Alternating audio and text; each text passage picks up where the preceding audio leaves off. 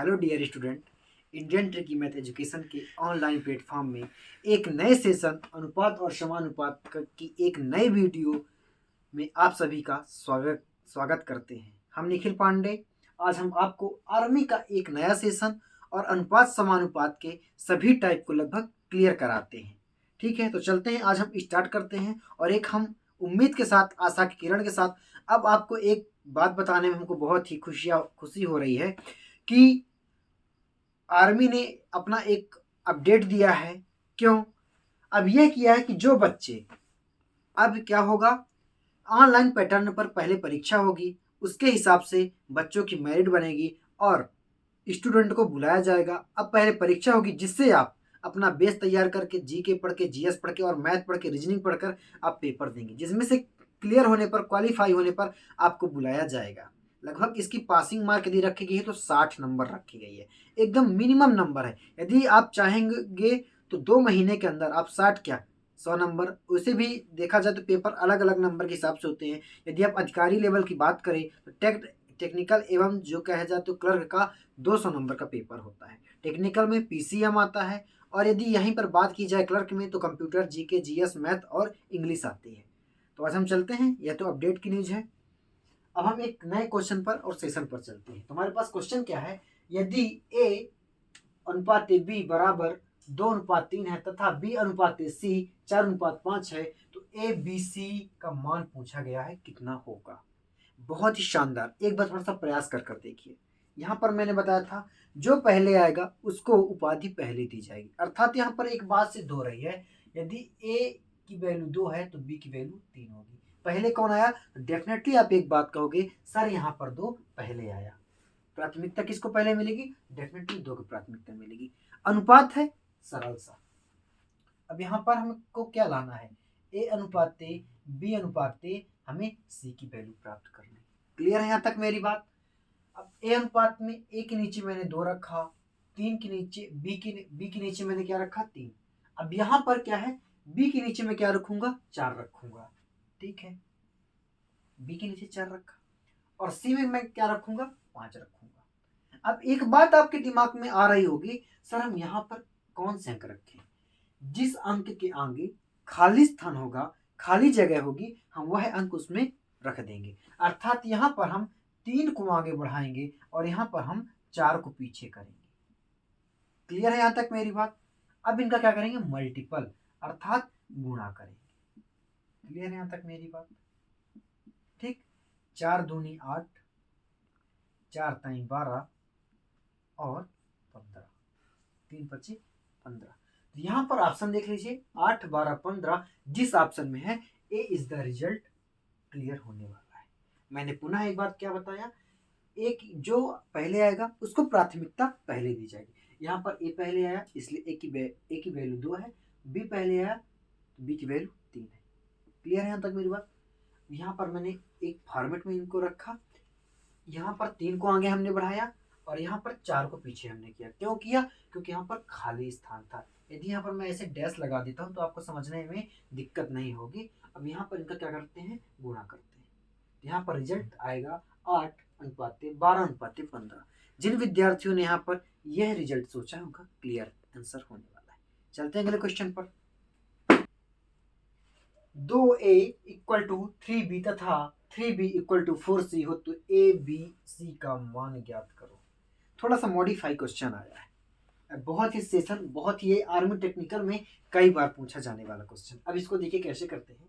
पहले एक बात को समझना, 2 गुणे ए इक्वल टू 3 गुणे बी, ये इस प्रारूप में लिखा हुआ है। एक बात याद रखना प्रिय विद्यार्थियों, जब दोनों गुणे में हो और बीच में बराबर का साइन हो, मैंने क्या कहा? जब दो वैल्यू, ऐसी वैल्यू कहा जाता है, ये मान जो दिए है हमारे पास, जब गुणे में हो, दोनों साइड बीच में बराबर का साइन हो, तो यह वैल्यू हमेशा विपरीत दर्शाती है। अर्थात यहाँ पर ए की वैल्यू 3 है और बी की वैल्यू 2 है। क्लियर है यहाँ तक मेरी बात? मैं बताऊंगा कैसे आ रही। अब देखिए, ए है, ठीक ना, और यहाँ पर क्या है? 3 है। अब हम बी और 2 की बात नहीं करते। यदि बी गुणा में है तो इसको यदि मैं पक्षांतरण करूंगा तो ये भाग में आ जाएगा। ठीक है, भाग में आया। अब ये दो यहाँ पे गुणा में है तो 3 की इस साइड यदि पक्षांतरण करेंगे तो कहाँ चला जाएगा, भाग में चला जाएगा। तो यहाँ पर एक बात यह सिद्ध हो गई कि हमेशा विपरीत होते हैं, गुणे में हो और बीच में बराबर का साइन हो तो हमेशा एक दूसरे विपरीत होते हैं। अर्थात यहाँ मैं कह सकता हूँ ए की वैल्यू 3 है, बी की वैल्यू 2 है।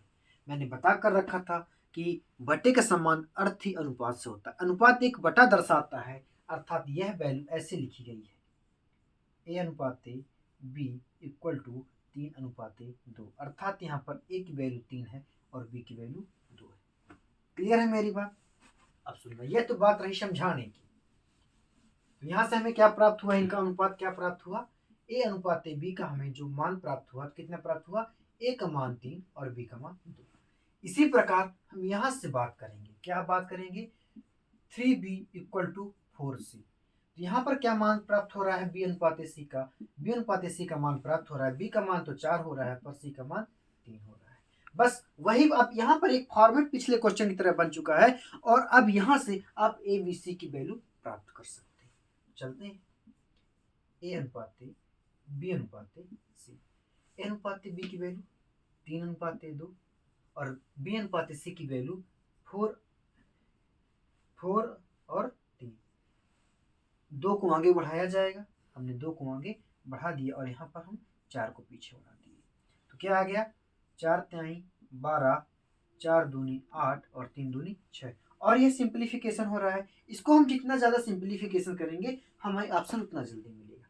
ठीक है, 6 दूनी 12, 4 दूनी 8, 3 दूनी 6, 6 4 3, 6 4 3 आपके डी नंबर ऑप्शन में उपलब्ध है। चलते हैं अगले क्वेश्चन पर। थोड़ा सा और मॉडिफाई क्वेश्चन हो गया, ए बराबर बी 4/5 तथा बी बराबर सी का 5/2 हो तो ए अनुपात सी की वैल्यू प्राप्त करना है। बस थोड़ा सा हल्का मॉडिफाई इन्होंने किया है। बस यह क्या है, बी का 4/5, यह पहले लिखा किस रूप में था, पहले यह समझना है आप बात को। क्या है, ए बराबर बी का 4/5। ठीक है, यदि आप बात सुनो, यदि यहाँ पर बी भाग में है, यदि मैं इसका पक्षांतरण करता हूँ तो ए में की साइड में जाएगा, तो डेफिनेटली आप एक बात कहोगे कि सर यह गुणा में जाएगा। बात क्लियर है? तो आप यहाँ पर एक बात पुराने क्वेश्चन की तरह क्या लागू हो गई, सर आप एक बात कहेंगे, यहाँ पर जब बीच में गुणे का साइन हो एवं बीच में बराबर का साइन हो, ठीक ना, गुणे का साइन हो बीच में बराबर का साइन हो तो हमेशा वैल्यू एक दूसरे के विपरीत होती है। तो अर्थात यहाँ पर ए अनुपात बी की वैल्यू क्या आ रही है, ए की वैल्यू तो कितनी आ रही है 4, पर बी की वैल्यू क्या आ रही है 5, 4 अनुपात 5। इसी प्रकार से हम इसको उठाते हैं डायरेक्ट, तो बी अनुपात सी की वैल्यू हमें क्या प्राप्त हो रही है, बी की वैल्यू तो हमें क्या प्राप्त हो रही है यहाँ पर 5 और सी की वैल्यू क्या प्राप्त हो रही है 2। क्लियर है यहाँ तक मेरी बात?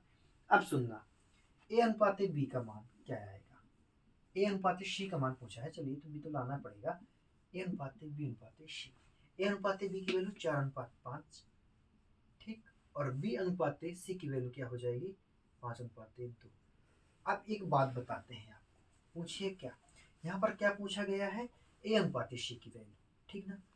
तो हम बताते हैं एक बात, जब हमेशा मिडिल नंबर सेम हो तो गुणा नहीं करते, जब मिडिल नंबर सेम हो तो गुणा नहीं करते, यदि गुणा करेंगे तो आएगा उतना ही, ठीक ना।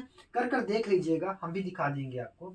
यदि मैं बात करूं ए अनुपात सी की वैल्यू हो जाएगी 4/2, अर्थात यदि मैं इसको काटना चाहूँ तो 2 से काटा, 2 से एक बार और 2 से 2 बार, 2/1 इज द राइट आंसर होने वाला। पर सुनिए, यदि आप मिडिल नंबर यदि सेम कर लेंगे, यदि मिडिल नंबर हमें सेम प्राप्त होता है तो हमको वैल्यू माने आगे बढ़ाने की जरूरत नहीं पड़ेगी। पर आप कर देखिए, ठीक ना, कर देखिए, यहाँ पर आप किसको बढ़ाइए 5 को बढ़ाइए। यो तो बात की बात है कि मिडिल नंबर हमें सेम कब प्राप्त होते हैं, पर यदि प्राप्त नहीं हो रहा है, यदि आप करना चाहें तो कर सकते हैं। यहाँ पर 5 को बढ़ाया जा रहा है, ठीक है, 5 चको 20, 5 25 और 5 दूनी 10, ठीक है, 5 से कटेगा 4 5 2, क्या प्राप्त हुआ 4 5 2 प्राप्त हुआ।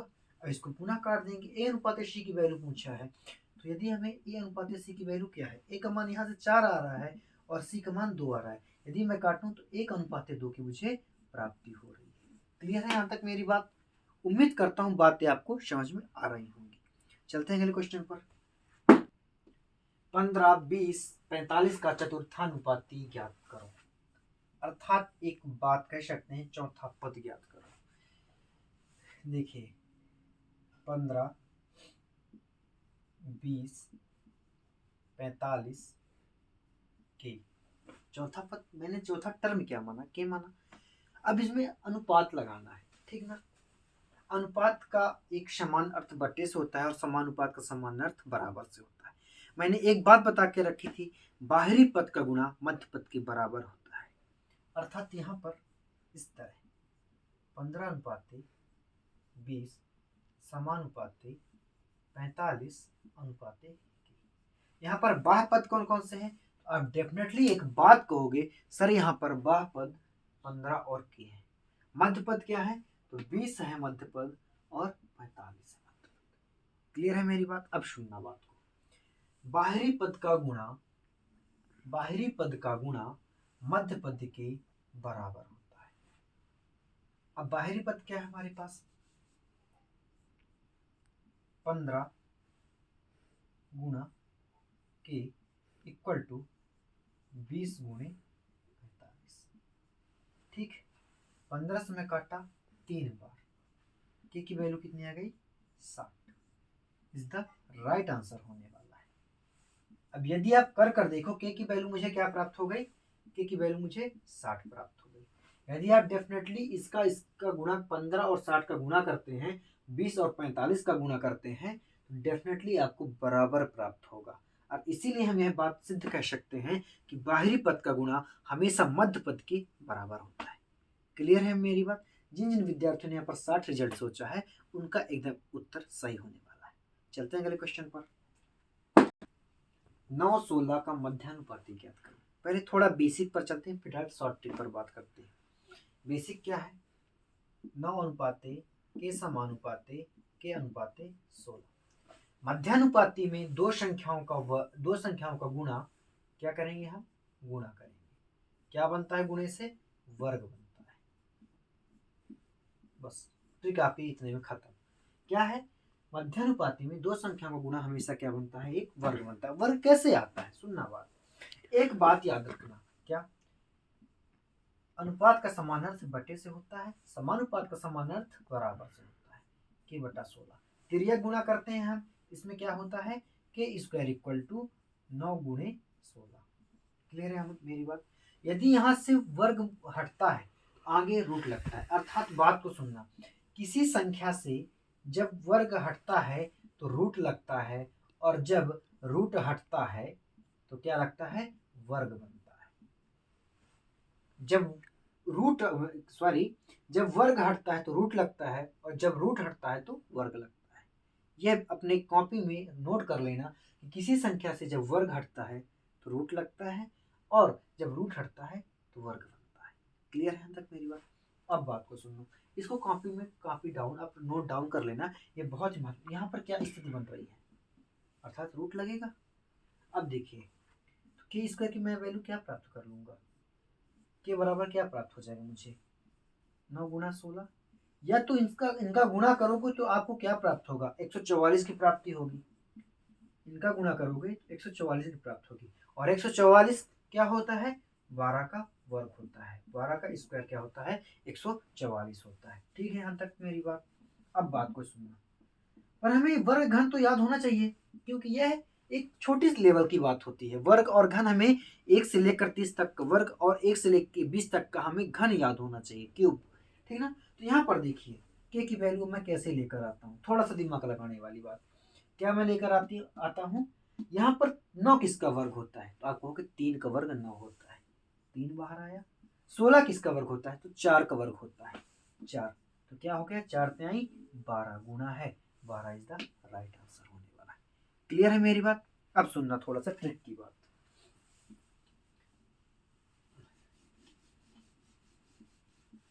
प्रिय विद्यार्थियों, डियर स्टूडेंट, अभी हमारे पास ऐसी कोई व्यवस्था नहीं है कि हम आपको प्रोजेक्टर में प्रत्येक क्वेश्चन उपलब्ध करवा सकें। हम वीडियो को पुश कर कर एक अगला क्वेश्चन लिखते हैं, जिसके माध्यम से आपको देखने में तो सरलता होती है और माने टाइम की काफ़ी बचत होती है। पहले जो हम कैमरे से वीडियो बनाते थे तो उसमें क्या होता था कि हमको क्वेश्चन लिखना पड़ता था। अब हम पुश करके वीडियो को डायरेक्ट क्वेश्चन लिख देते हैं। तो आप में कहा जाए कि वीडियो भी जो रहती हैं ज़्यादा क्वेश्चन वाली रहती हैं और कम टाइम की बनती हैं। अब देखिए, मध्यानुपाती ज्ञात करना है, अर्थात मध्य का ज्ञात करना है। ठीक है हमें मेरी बात। अब देखिए, इसकी एक डायरेक्ट शॉर्ट ट्रिक होती है, root of A C B बराबर रूट ऑफ ए सी। अब यह कैसे आता है, इसको प्रूफ करना है। देखिए हमारे पास क्या है, ए अनुपात बी अनुपात सी।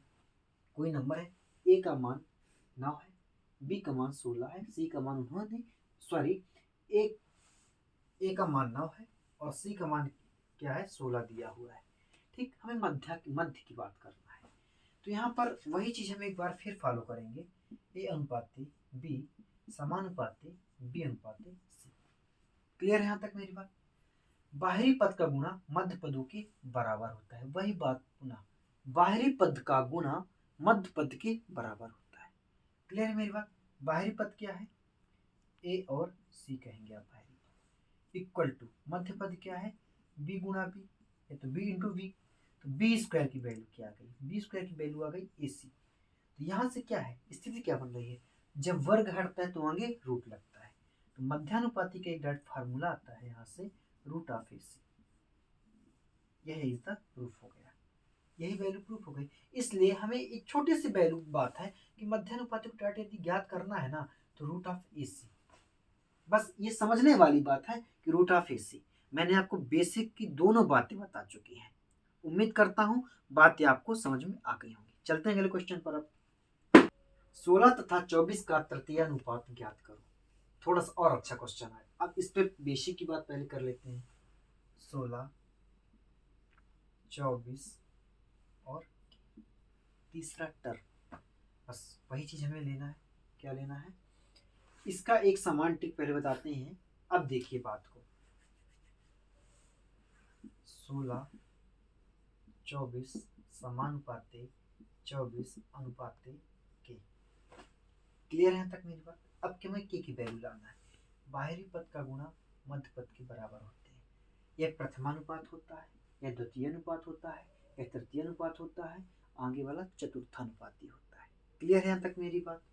अब सुनिए, 16 के इक्वल टू 24 गुणे 24। आप स्वयं फार्मूला बनाओगे, के बराबर क्या होगा 24 गुणे 24 बटा 16। फार्मूला आप यहां से निकालोगे और देखना आप कैसे आप फार्मूले निकालते हो। 24 24 क्या है यहाँ पर, प्रथमानुपात द्वितीय अनुपात तृतीय अनुपात हमें पूछा गया है। 24 24 क्या है, तो क्या कहोगे आप, सर द्वितीय अनुपात। ठीक है, तो क्या हुआ, द्वितीय अनुपात का वर्ग कह सकते हैं भाई। 24 गुणे 24 को तो मैं क्या लिख सकता हूँ, 24 का स्क्वायर लिख सकता हूँ। द्वितीय अनुपात का वर्ग हो गया। बटे में क्या है 16 है, 16 क्या है 16 प्रथमानुपात बटा फर्स्ट। ये किसका फार्मूला हो गया, ये तृतीय अनुपात का फार्मूला हो गया। ठीक है ना, तृतीय अनुपात का फार्मूला बी स्क्वायर अपॉन ए। यदि ए बी से बात करेंगे तो बी स्क्वायर अपॉन ए। ठीक है, काट देते हैं।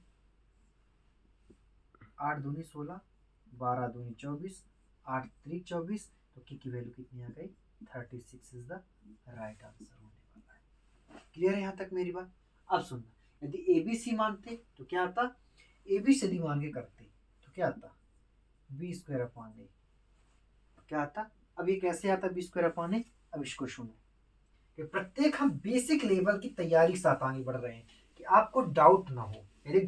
यदि हो गया आपको, हमारे पढ़ाने का कोई मतलब नहीं निकलेगा। अब डाउट फ्री, जब डाउट बचेगा तब ना आप पूछेंगे, जब डाउट ही ना हम रहने देंगे क्या आप पूछोगे आप। तृतीय अनुपात ए अनुपात बी अनुपात सी। ठीक है, हमें सी की वैल्यू लानी है। क्लियर है यहाँ तक मेरी बात। एक बात याद रखना, सी इक्वल टू क्वेश्चन मार्क, अर्थात एक बात बताना चाहता हूँ, हमें सी की वैल्यू प्राप्त करनी है, हमें सी लाना है और कुछ नहीं देखना, सिर्फ हमें सी पर विशेष ध्यान देना है। ए अनुपात बी समानुपात बी अनुपात सी। बाहरी पद का गुणा मध्य पदों के बराबर होता है, बी स्क्वायर अपॉन ए सी। बस आप मध्यानुपाती में गलती मत करना कि रूट लगा देना, मध्यानुपाती में गलती मत करना कि रूट लगा देना। बस यहाँ पर हमें सी का मान लेना है। तो मैंने एक बात आपको प्रीवियस क्वेश्चन में क्या बता कर रखी थी, गुणे में है तो नीचे जाएगा तो क्या होगा, बटे में होगा। हमें चाहिए क्या, सी चाहिए, तो सी बराबर बी स्क्वायर अपॉन ए। ये क्या है, तृतीय अनुपात का ज्ञात करने का डायरेक्ट फार्मूला है, तृतीय अनुपात ज्ञात करने का डायरेक्ट फार्मूला है।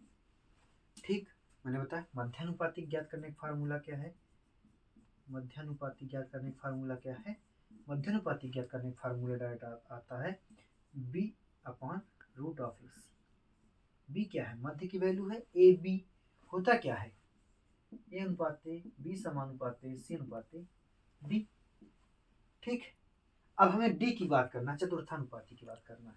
तो क्या आएगा, ए अनुपात ए बी इक्वल टू सी अनुपात ए डी को क्या ज्ञात करना है, डी ज्ञात करना है। या तो ऐसे कर सकते हैं, तिर्यक गुणा कर दीजिए डायरेक्ट, उससे से भी हो जाएगा, कोई बात नहीं। बाहरी पद का गुणा मध्य पद बराबर होता है, ए गुणा D equal to B C. D की वैल्यू चाहिए, डी इक्वल टू क्या आ गया, बी सी अपॉन ए। ये क्या है, चतुर्थानुपात ज्ञात करने का फार्मूला है। डायरेक्ट लिख लीजिए, बी सी अपॉन ए, बी सी अपॉन ए। ठीक ना, तृतीय अनुपात का क्या है, सी बराबर बी स्क्वायर अपॉन ए। मध्यानुपातिक क्या है, बी बराबर रूट ऑफ ए सी। और डी चतुर्थानुपातिक ज्ञात का है, D equal to B C upon A. चलते हैं अगले क्वेश्चन पर। यदि 4500 रुपए को ए व बी में 2:3 के अनुपात में बांटे तो बी को कितनी राशि मिलेगी। अब थोड़े से नए अपडेटेड क्वेश्चन आ रहे हैं। अब एक बात बताना दोस्तों, ये 4500 रुपए क्या है, ए की राशि है कि बी की राशि है कि दोनों की राशि है। 4500 रुपए को ए और बी में बांटा गया है, अनुपात क्या है, 2:3। तो यहाँ पर एक बात सिद्ध हो रही है कि 4500 रुपए ना तो ए के हैं और ना ही बी के हैं। यह 4500 रुपए ए एवं बी दोनों के हैं, ए एवं बी दोनों के हैं। तो यहाँ पर हमने एक बात बता कर रखी थी कि यदि राशियों का कुल योग होगा तो अनुपात का भी कुल योग होगा, यदि राशियों का कुल अंतर होगा तो अनुपात का भी कुल अंतर होगा। क्लियर है तक मेरी बात। मैंने आपको ये पहले बेसिक वीडियो में, अनुपात की जो फर्स्ट वीडियो थी उसमें बेसिक में बता कर रखी थी, शायद उसमें कुछ टाइप को भी हमने अरेंज किया था। अब देखिए यहाँ पर क्या है, ए अनुपात बी 2:3। ठीक ना, अनुपातिक वैल्यू में मान लूंगा, ए मान लूंगा, बी मान लूंगा, जेड, जो आपका मन पड़े आप वो मानना। ठीक ना, ये क्या है, 4500 रुपए किसके हैं, कहो कि डेफिनेटली सर ये दोनों के हैं। तो मैं कह सकता हूँ दोनों के हैं 4500 रुपए। हमारे हिसाब से कितने रुपए वो कमा रहे हैं, हमारे हिसाब से वो 5 यूनिट कमा रहे हैं, 5 इकाई कमा रहे हैं। और यही 5 इकाई क्या है, 4500 रुपए है। ना तो ए का है ना बी का है, ये दोनों की कमाई के हैं। किसके, दोनों की कमाई के हैं। तो यहाँ पर ए की वैल्यू, ए क्या है, मैं यहाँ पर ए मान लेता हूँ, एक अनुपातिक वैल्यू है, ए का हमें मान लाना है और हम इस मान से बी की राशि को पता कर सकते हैं। क्लियर है मेरी बात। अब सुनना, ए की वैल्यू क्या जाएगी, 900 रुपए, 900 रुपए ए की वैल्यू आ गई। पूछा क्या गया है, बी की वैल्यू पूछा गया है। बी को कितनी राशि मिली, बी को 3 यूनिट राशि मिली, 3 से गुणा कर देंगे, कितना आया, 2700 रुपए बी को प्राप्त हुआ, जो कि आपके ऑप्शन नंबर सी में उपलब्ध है। यदि यहाँ पर क्या पूछता, ए को कितनी राशि मिली, तो 9 दूनी 1800 राशि मिली। यदि पूछता तो, और दोनों को डेफिनेटली जोड़ोगे तो 4500 रुपए आंसर आने वाला है। यदि बी को मिली तो 2700 रुपए और यदि ए को मिली तो 1800 रुपए, दोनों को जोड़ोगे तो 4500 की प्राप्ति होगी। यदि कल कभी आ जाता ए एवं बी को, मान लीजिए अंतर पूछ देता, तो अंतर कितने का था, 1 यूनिट का अंतर था। तो 900 में हम 3 का गुणा न करके 1 का गुणा करते। क्लियर है मेरी बात। यदि क्वेश्चन उन्हें अपडेट करते कि ए को बी से कितने रुपए अधिक या ज्यादा मिले तो यहाँ पर अधिक की राशि दी होती। क्लियर है तक मेरी बात। चलते हैं अगले क्वेश्चन पर। कुछ राशि है राम श्याम और मोहन में 3:4:5 के अनुपात में बांटी जाती है, यदि श्याम को 1500 रुपये मिले हो तो राम को कितनी राशि मिलेगी। बहुत वेरी मोस्ट क्वेश्चन है। यहाँ पर देखिए एक बात है, यह 1200 रुपये किसके हैं, राम के हैं, श्याम के हैं कि मोहन के हैं। तो आप डेफिनेटली एक बात कहोगे, ना तो राम के हैं और ना ही मोहन के हैं, यह 1200 रुपये किसके हैं, तो श्याम को हैं।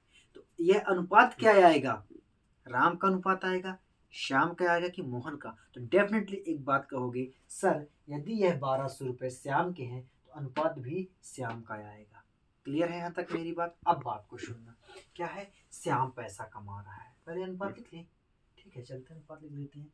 राम को मैं आर से रिप्रेजेंट करता हूँ, श्याम को एस से रिप्रेजेंट करता हूँ और मोहन को एम से रिप्रेजेंट करता हूँ। यहाँ तक क्लियर होनी चाहिए बात।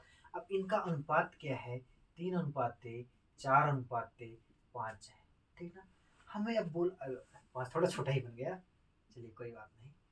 यहाँ पर बोला जा रहा है 1200 रुपये किसके हैं, तो श्याम के हैं 1200 रुपये। तो अनुपात किसका आएगा, श्याम का ही अनुपात आएगा। तो श्याम क्या है, 4 यूनिट रुपए कमा रहे हैं, मिल रहे हैं, 4 यूनिट मिल रहे हैं, ठीक ना। और 4 यूनिट क्या है, 1200 के बराबर है। तो ए की वैल्यू कितनी आ जाएगी, 300 रुपये। उम्मीद करता हूँ यहाँ तक बात क्लियर होनी चाहिए। बोला क्या गया है, राम को कितनी राशि मिलेगी, तो राम को हमारे हिसाब से 3 यूनिट राशि मिल रही है।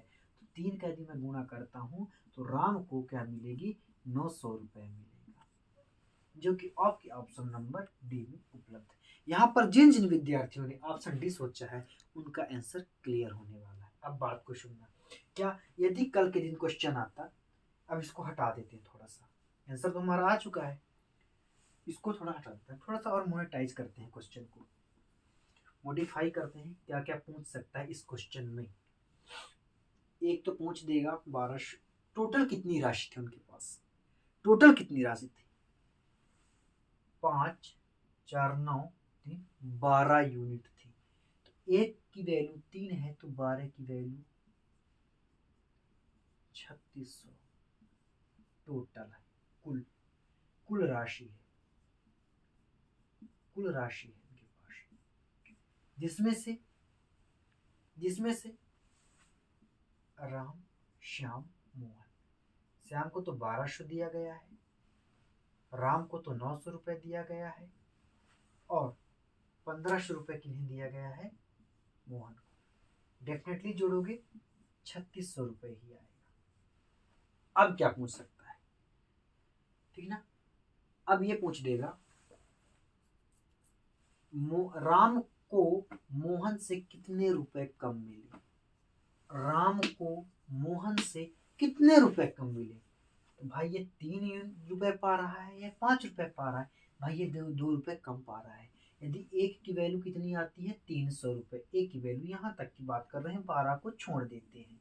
यदि मैं यहाँ तक की बात करूँ, ए की वैल्यू 300 है, तो राम को मोहन से कितने रुपए कम मिले, 2 यूनिट कम मिले, तो 2 से गुणा करेंगे तो 600 रुपये कम मिले। देख सकते हैं राम को कितने रुपए मोहन से कम मिले, यदि मैं बता दूं तो 600 रुपये कम मिले। 6 15 होता है, यदि मैं यहाँ से निकाल सकता हूँ तो 2 का गुणा करके मैं यहाँ से भी निकाल सकता हूँ। क्लियर है मेरी बात। यदि बोला जाता राम को श्याम से कितने रुपए अधिक मिले, श्याम को अधिक मिल रहे हैं ना, तो श्याम 1 रुपये अधिक पा रहा है, किससे किससे श्याम 1 रुपये अधिक पा रहा है, राम से। तो मैं 300 का गुणा 1 से करता तो 300 रुपये अधिक पा रहा है। तो यहाँ पर देख लीजिए 300 रुपये अधिक है, 9 से कितने रुपए अधिक है, श्याम 300 रुपये अधिक है। बस 3 प्रकार से इस क्वेश्चन को मॉडिफाई कर देगा। क्लियर है मेरी बात। अब चलते हैं अगले क्वेश्चन पर। एक त्रिभुज के कोणों का अनुपात दिया है, त्रिभुज के कोणों का अनुपात, बहुत ही वेरी मोस्ट क्वेश्चन है। तो सबसे बड़े कोण का मान, बड़ा कोण, पहली बात ध्यान दीजिए, त्रिभुज के कितने कोण होते हैं, त्रिभुज के कोण कितने होते हैं, 3 कोण होते हैं, ठीक है। अब देखिए फर्स्ट, सेकंड, थर्ड, ठीक है। अनुपात में यदि हम इनको बांट दें तो ज़्यादा अच्छा रहेगा, ठीक है। 2:1, 3:5, ठीक ना, मान पूछा गया है। हाँ ठीक है, चलिए। तो तो एक बात हमें पता होनी चाहिए यहाँ पर, वी नो दैट, क्या आप जानते हैं, हम जानते हैं। अब देखिए त्रिभुज के तीनों कोणों का योग कितना होता है? आप कहेंगे 180 अंश होता है, ठीक ना? कितना होता है? 180 अंश होता है। तो यहाँ पर हमारे हिसाब से कितना हो रहा है कोण का योग? 180 अंश त्रिभुज के तीनों कोणों का योग होता है। चतुर्भुज के चारों कोणों का योग 360 अंश होता है। और यहाँ पर बात क्या की गई है? त्रिभुज की बात की गई है, चतुर्भुज की बात ना करके उन्होंने त्रिभुज की बात की है। और यह कई बार क्वेश्चन आर्मी के एग्जाम में वैल्यू चेंज करके यह वैल्यू चेंज किया है। बाकी तो कोण का मान तो चेंज कर नहीं सकता, सिर्फ वैल्यू चेंज किया है। ठीक है, अब बात को सुनना। हमारे हिसाब से कितना हो रहा है? 180 डिग्री हो रहा है। पर क्वेश्चन कह रहा है कि 2 3 5 है, तो कितना? 5 3 8 2 10 यूनिट हो रहा है। एक यूनिट की वैल्यू कितनी आ गई? 18 आ गई कि नहीं आ गई? बड़ा कोण पूछा गया है, तो बड़ा कोण क्या है? 5 यूनिट है। 5 से मैं गुणा करता हूँ तो 18 पंचे 90 इज द राइट आंसर होता है। यदि यहीं पर छोटा कोण पूछता तो 18 गुणा मैं 2 से करता 36 आ जाता। यदि बड़ा कोण और सबसे छोटा कोण का अंतर पूछता तो मैं 3 से गुणा करता। ठीक ना? चलते हैं अगले क्वेश्चन पर। ए अनुपात बी बराबर 3:4 तथा बी अनुपात सी बराबर 4:7 हो तो ए प्लस बी प्लस सी बटे सी का मान क्या होगा? बहुत अच्छा क्वेश्चन आया है। थोड़ा सा हम क्या कर लेते हैं, ए बी सी का जब तक हमें मुख्य वैल्यू मालूम नहीं होगी तो हम मान नहीं ज्ञात कर सकते। तो पुनः सुनना, ए अनुपात बी अनुपात सी वैल्यू क्या है? 3:4, 3:4 और 4 कितनी है? 7। अनुपात मत रखिए। यहाँ पर एक बात मैंने आपको बता कर रखी थी कि मिडिल वैल्यू सेम आ रही है, गुणा करने की कोई आवश्यकता नहीं अलग से। 3:4:7 ये ए का मान है, ये बी का मान, ये सी का मान। क्या पूछा गया है? ए प्लस बी प्लस सी अपॉन सी, ठीक ना? तो क्या है? 7 3 10 4 14, 14 बटे सी का मान क्या है? 7 है। 7 का 7, 7 दूनी 14, 2 इज द राइट आंसर होने वाला है। प्रिय विद्यार्थियों, मंजिल मिले ना मिले यह किस्मत की बात है, पर हम अपनी मंजिल के लिए मेहनत ना करें यह गलत बात है। आप मेहनत करिए उम्मीद के साथ, कभी ना कभी भगवान आपको सफलता जरूर देगा। आज हम वीडियो को यहीं पर अंत कर रहे हैं। हम सेशन लंबा कर सकते हैं, वीडियो ज़्यादा टाइम की बना सकते हैं, पर हमें वीडियो अपलोड करने में समस्याएं जाती हैं। यह भी ग्रामीण क्षेत्र है और गांव में नेटवर्क का इशू रहता है, इसलिए आज जो हमारे पास और क्वेश्चन है, एडिशनल क्वेश्चन है, उनको हम अनुपात समानुपात की तीसरी वीडियो में प्रोवाइड करवाएंगे। चलते हैं, जय हिंद।